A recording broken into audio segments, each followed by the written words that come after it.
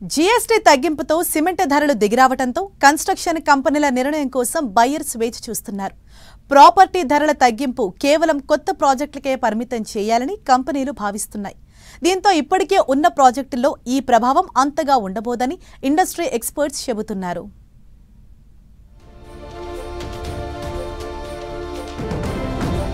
GST తగ్గింపుతో నిర్మాణ రంగంపై ఎలా ఉండొచ్చు?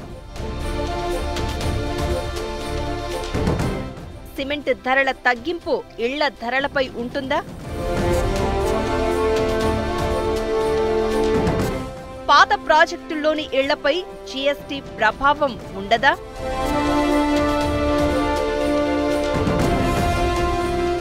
జీఎస్టీ ప్రతిఫలం బయ్యర్స్ కు బదిలీ చేస్తారా?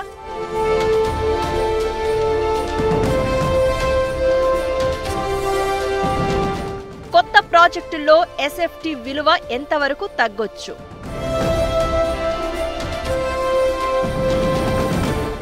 సిమెంట్ పై జీఎస్టీ తగ్గడంతో ఇళ్ల ధరలపై ఎలాంటి ప్రభావం ఉంటుందో అని చాలా మందిలో ఆసక్తి నెలకొంది.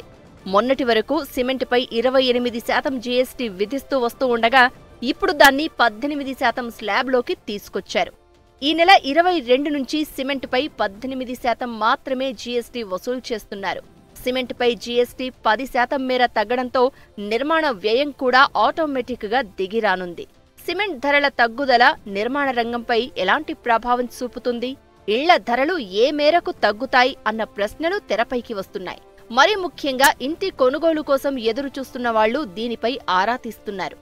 ఇదే సమయంలో సిమెంట్ పై జీఎస్టీ తగ్గించిన నేపథ్యంలో ఎంత మేరకు ఇంటి ధర తగ్గుతుందనే అంశంపై బిల్డర్లు సైతం లెక్కలు వేసుకుంటున్నారు.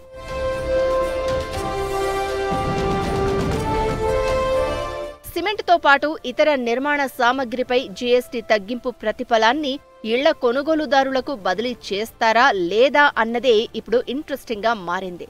అయితే బిల్డర్లలో దీనిపై మిశ్రమ స్పందన వ్యక్తమవుతోంది. ఇళ్ల ధరల తగ్గింపు కొత్త ప్రాజెక్టులపై ఉంటుందని, నిర్మాణంలో ఉన్న వాటిపై కాదని కొంతమంది బిల్డర్లు అభిప్రాయపడుతున్నారు. సిమెంట్ సహా నిర్మాణ సామగ్రిపై జీఎస్టీ రేట్ల సవరణతో నిర్మాణ వ్యయం 2 నుంచి 2.5% తగ్గే అవకాశం ఉంటుందని ఇండస్ట్రీ ఎక్స్పర్ట్స్ చెప్తున్నారు.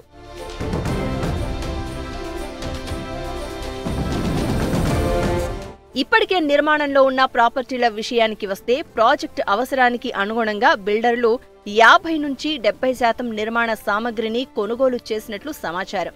దీంతో ఆ ప్రాజెక్టుల నిర్మాణ వ్యయంలో పెద్దగా మార్పులు ఉండకపోవచ్చనే టాక్ వినిపిస్తోంది.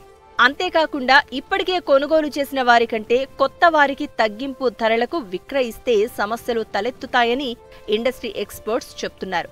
అందుకే పాత ప్రాజెక్టుల్లో ధరలు తగ్గించడం కంటే ప్రొడక్ట్ అప్గ్రేడ్ చేసే అవకాశం ఉందని వారు అభిప్రాయపడుతున్నారు.